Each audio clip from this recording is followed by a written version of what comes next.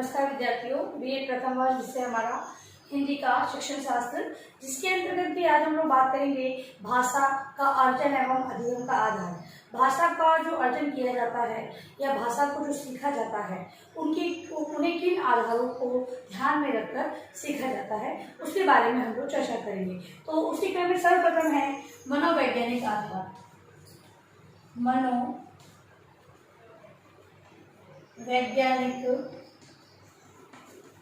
आधार।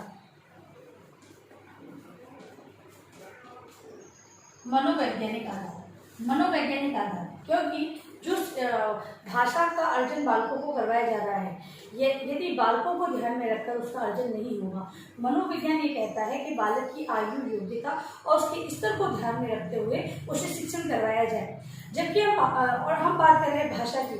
भाषा सिखाने के अंतर्गत हम अगर मनोवैज्ञानिक आधार को नहीं अपनाएंगे तो हमारा जो करवाया गया शिक्षण है, उन्हें भाषा अर्जन करवाने के लिए जो करवाया गया शिक्षण है वो भली भांति आगे नहीं बढ़ पाएगा, या फिर बालकों के अंतर्गत भाषा का अर्जन करवाने जाते हैं वो नहीं हो पाएगा। इसीलिए मनोवैज्ञानिक आधारों को ध्यान में रखते हुए ही भाषा का अर्जन एवं अधिगम करवाना चाहिए।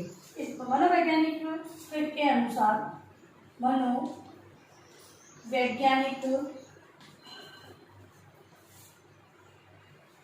मनोवैज्ञानिक के अनुसार मनोवैज्ञानिकों के अनुसार भाषा समस्त मानसिक क्रियाओं भाषा समस्त मानसिक क्रियाओं, मनोभावों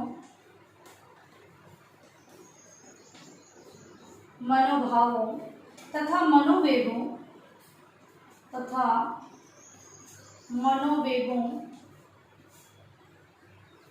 की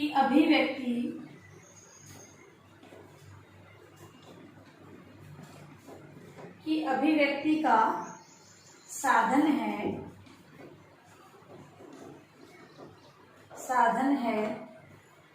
भाषा के माध्यम से ही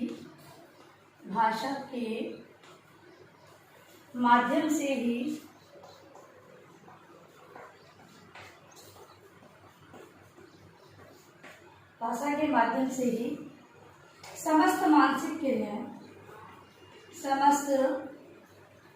मानसिक क्रियाएं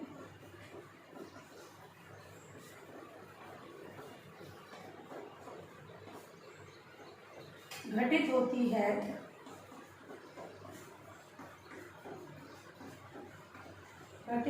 है। मनोवैज्ञानिक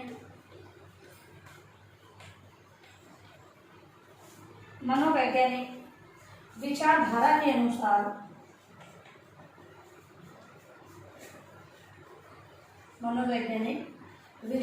के अनुसार भाषा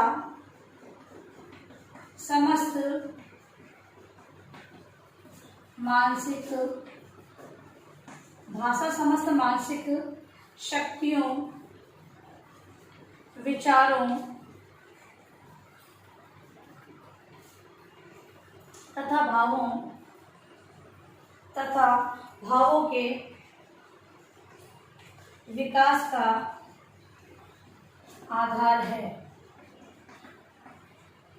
चूंकि भाषा सीखने के अंतर्गत बालक है मौखिक और लिखित रूप में अपने विचारों को वो व्यक्त करता है, वही क्या है भाषा कहलाती है। भाषा के दो रूप है, लिखित और मौखिक, और एक है सृजनात्मक रूप जिसमें लिखित और मौखिक दोनों आते हैं। तब इसका विकास के लिए कुछ चीजों को सीखना होता है। भाषा से संबंधित शब्द भंडार में वृद्धि करनी होती है, भाषा से जुड़े हुए व्याकरण के पक्ष को देखना पड़ता है, तभी बालक के अंतर्गत भाषाई विकास सही प्रकार से हो पाता है। तो अब अगर इसके अंदर मनोवैज्ञानिक आधार को नहीं अपनाया जाए तो भाषा का जो विकास है सही प्रकार से नहीं हो पाएगा। जैसे कि जो समस्त मानसिक क्रियाएं हैं, मनोभाव है या मनोवेग है, वो अभिव्यक्ति का साधन है। इन्हीं के आधार पर व्यक्ति है मानसिक क्रियाओं के आधार पर कभी तो वो बहुत अच्छे तरीके से प्रेजेंट करता है, कभी उसका प्रेजेंटेशन थोड़ा सही नहीं रहता है और कभी बिल्कुल सही प्रेजेंट नहीं करता है। तो ये सारी मानसिक क्रियाओं के आधार पर ही होता है। जब उसके प्रस्तुतिकरण के अंतर्गत मानसिक क्रियाओं को ध्यान में रखा जाता है, तो फिर उसके सीखने के अंतर्गत इसको क्यों नहीं आधार माना जाए? क्योंकि आजकल जो शिक्षा प्रणाली है वो भी बाल केंद्रित शिक्षा प्रणाली का प्रयोग किया जा रहा है, जिससे कि बालकों की मानसिक स्थितियों को ध्यान में रखकर ही उन्हें पाठ्यक्रम दिया जाए। अब नेक्स्ट देखिए समाज शास्त्रीय आधार।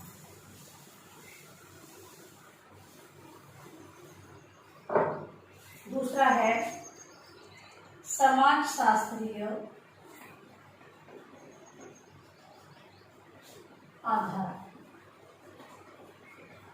बालक है वो समाज का अंग है, समाज से जुड़े हुए रीति रिवाज, उससे संबंधित भाषा का प्रयोग, अगर उसी बालक को उसी रूप में ज्ञान प्रदान किया जाएगा तो उसे जो ज्ञान प्राप्त होगा वो बहुत ही स्थायी और सटीक ज्ञान प्राप्त होगा, क्योंकि ये सारी चीजें वो व्यवहार में देख रहा है। तो समाजशास्त्रीय आधारों को हम देखते हैं कि पाठ्यक्रम के अंदर विभिन्न प्रकार के रीति रिवाज और त्योहारों से संबंधित पाठों को समावेश किया जाता है।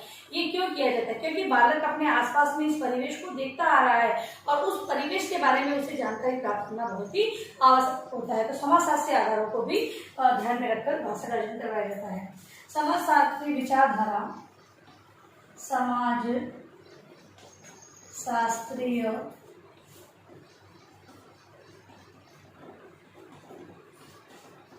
विचारधारा के अनुसार,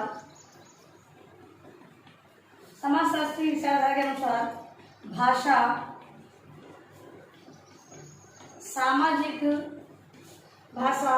सामाजिक संगठन, सामाजिक मान्यताओं,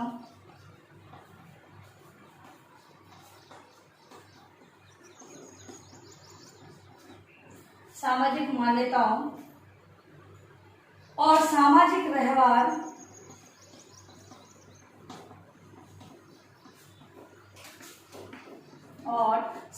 व्यवहार का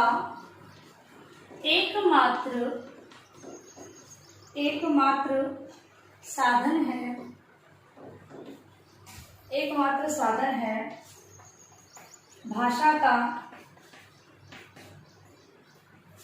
संबंध,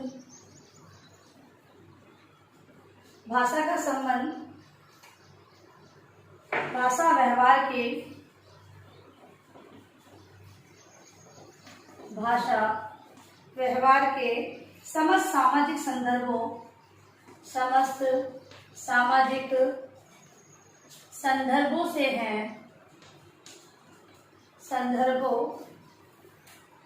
से है। सामाजिक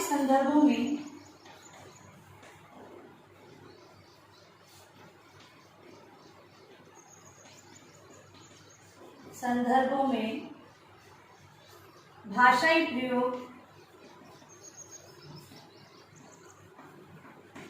भाषाई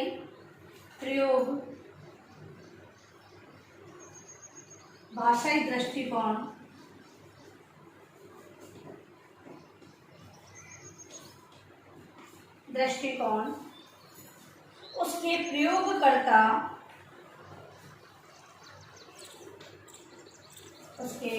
प्रयोगकर्ता तथा भाषा के प्रति उनका व्यवहार सम्मिलित है। समाजशास्त्रीय आधारों के अंतर्गत देखिए कि जो समाज के अनुसार जो विचारधारा चली आ रही है, सामाजिक संगठन है, सामाजिक मान्यताएं हैं या सामाजिक व्यवहार एकमात्र साधन है, ठीक है। और भाषा का संबंध भाषा व्यवहार के समस्त सामाजिक संदर्भों से है। जैसा कि मैंने बताया कि सामाजिक रीति रिवाज है, व्यवहार पर जो व्यवहार में जो चीज दी गई है वो चीजें सारी, मतलब कि समाज से जुड़े जो भी रीति रिवाज है, जो भी कार्यक्रम है, जिस प्रकार के जो सामाजिक जो संगठन है, उन सभी को ध्यान में रखते हुए ही भाषा का अर्जन बालकों को करवाया जाता है। इन आधारों को अगर नहीं माना जाएगा तो कोई भी पेरेंट्स से अपने बालकों को शिक्षा देने का कार्य नहीं करेगा। यदि अगर मान लो किसी भी विद्यालय में अगर भाषा के यानी कि आप इस भाषा में बात करोगे या इस भाषा का प्रयोग करना अगर कानून, मतलब कि अगर बालकों को दंड दिया जाएगा कि इस भाषा का प्रयोग आप नहीं कर सकते हो, तो पेरेंट्स है वो बच्चों को भेजेंगे नहीं विद्यालय। ठीक है, तो इन चीज़ों को ध्यान में रखना बहुत ही आवश्यक है। भाषा का अर्जन करवाने से मतलब ये कि अब तो ये कहा जा रहा है कि बालक जिस भाषा में शिक्षा ग्रहण करना चाहता है, जो प्रारंभिक या प्राथमिक शिक्षा है वो उसी में दी जाए, जिससे कि बालक है अपनी जो चीज सिखाई जा रही है उसको वो व्यवहार में ले सके।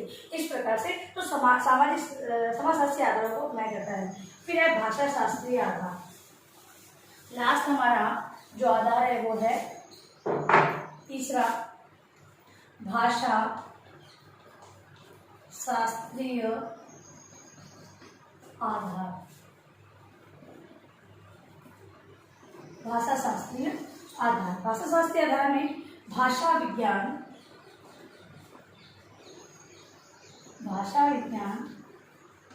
और भाषा का विज्ञान क्या है, उसकी व्याकरण ही भाषा का विज्ञान है। भाषा का वैज्ञानिक दृष्टि, भाषा का वैज्ञानिक दृष्टि से विवेचन करता है,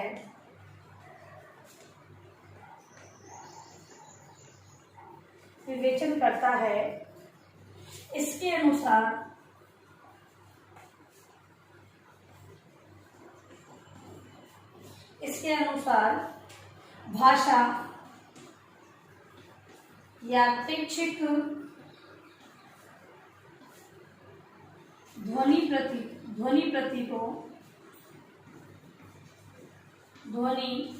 प्रतीकों की व्यवस्था है,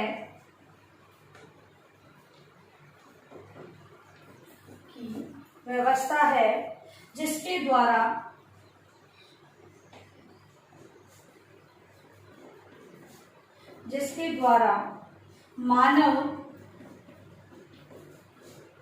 समुदाय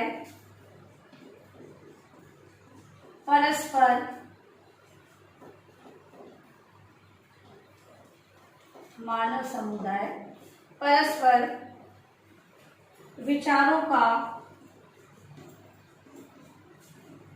आदान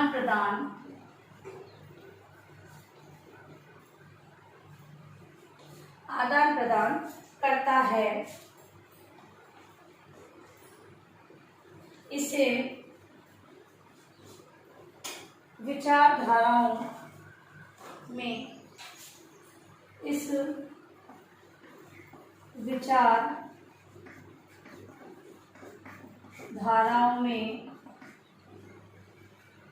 भाषा व उच्चारित भाषा उसकी विविध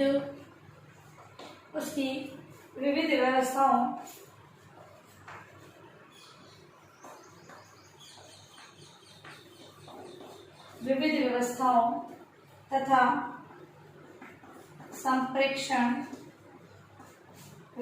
संप्रेषण माध्यम पर विशेष बल दिया जाता है। देखिए, जो भाषा का शास्त्रीय आधार है, शास्त्रीय आधार के अंतर्गत ये बताया गया है कि जो शास्त्रों से चली आ रही जो भाषा का प्रयोग मानव अपने समुदाय के अंतर्गत करता है, जिन ध्वनि प्रतीकों को वैज्ञानिक दृष्टिकोण मतलब कि जो विज्ञान ने साबित किया है और उसे मानव रूप देते हुए हमने भाषा में स्वीकार किया गया है, उन्हीं के माध्यम से जो मानव है अपने विचारों का आदान प्रदान करता है। और ये जो उच्चारित भाषा है उसकी विविध व्यवस्थाओं का संप्रेषण का माध्यम पर विशेष बल दिया जाता है कि भाई ये भाषा की जो व्यवस्था है अलग अलग प्रकार की होती है, उनका संप्रेषण किस प्रकार किया जाता है वो शास्त्रीय आधार के अंतर्गत बताया जाता है। और ये शास्त्रीय आधारों के आधार पर ही भाषा का शिक्षण विद्यार्थियों को करवाया जाता है, पाठ्यक्रम में इसका समावेश किया जाता है। लिखिए अपना गृह कार्य प्रश्नों का।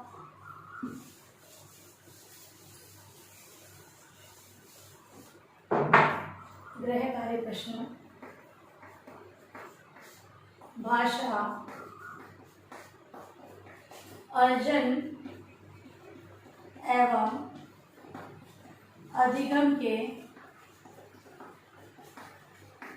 आधारों को स्पष्ट करें। ठीक है। अपना गृह कार्य प्रश्न जो आज हमने टॉपिक पढ़ा है इसी को अपनी उत्तर पुस्तिका में होमवर्क के रूप में आपको लिख कर लाना है। और अंत में इस महामारी के दौर में कम से कम आवश्यक कार्य होने पर आप लोग घर से बाहर जाए।